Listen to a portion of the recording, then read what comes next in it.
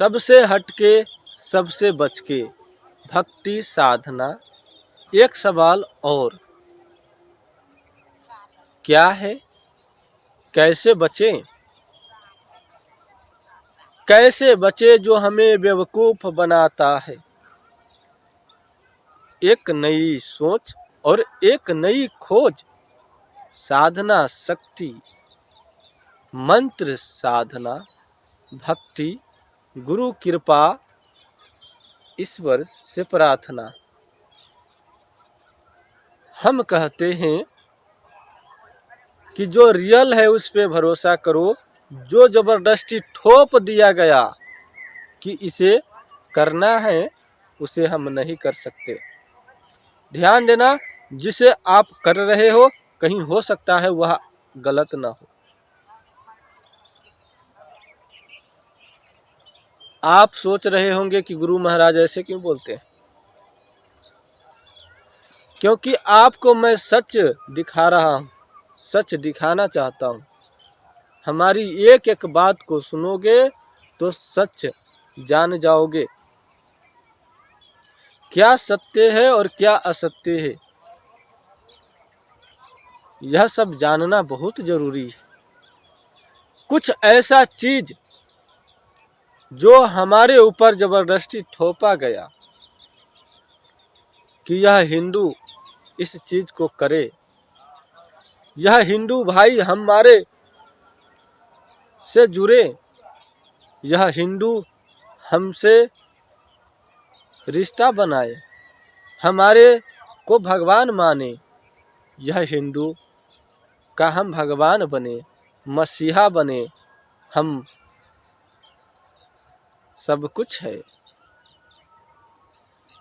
आप लोगों को ऊपर जबरदस्ती थोपा जा रहा है, उन चीज को आप स्वीकारते हो।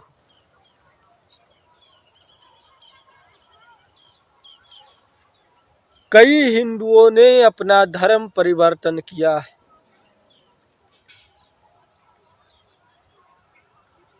बाप का नाम कुछ और बेटे का नाम कुछ और हो गया है। क्यों हुआ है? कुछ तो गड़बड़ है हमारे समाज में, कुछ तो गड़बड़ है।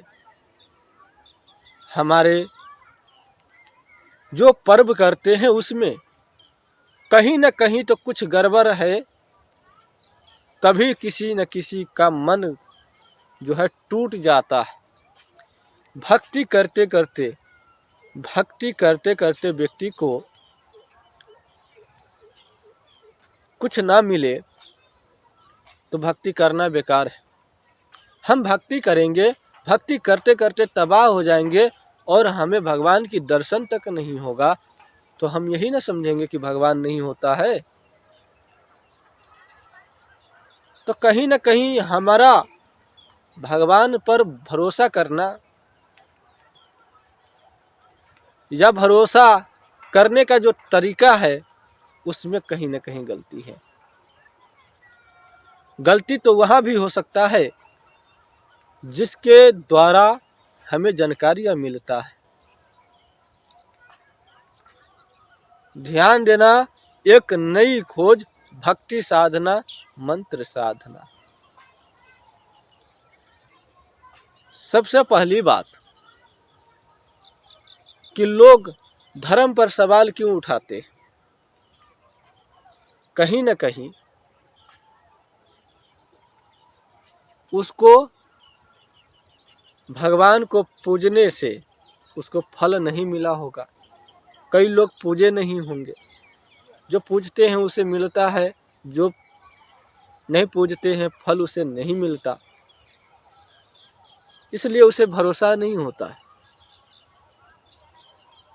कई लोग कहते हैं कि हम बिना पूजा हवन किए ही हमारे ऊपर भगवान कृपा करे, क्योंकि हम तो हिंदू है, तो हमारा भगवान हिंदू शंकर भगवान है, तो हमारे ऊपर कृपा करने चाहिए उनके। तो वो भगवान है, वो सबके ऊपर कृपा करते हैं, लेकिन नास्तिक होने के कारण उनको कोई आभास नहीं होता है और न तो कोई अनुभव होता है। करते जरूर है, उनके ऊपर भी कृपा करते हैं, लेकिन यह कलयुग है और कलयुग एक शैतान है। कलयुग जिसके माथे पे सवार होगा वो ऐसा ही अनर्गल बातें करेगा। जिसके सर पे कलयुग सवार नहीं हो सकता वह है साधु संत ऋषि मुनि। जिसकी आत्मा पवित्र है उनके अंदर कलयुग का कोई जगह नहीं है।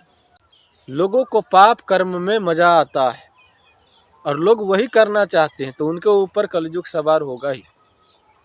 इसीलिए कलयुग क्या है इसके बारे में हम दूसरे वीडियो में अच्छे से समझाएंगे, बताएंगे। फिलहाल इस चैनल को भी सब्सक्राइब कर लीजिएगा।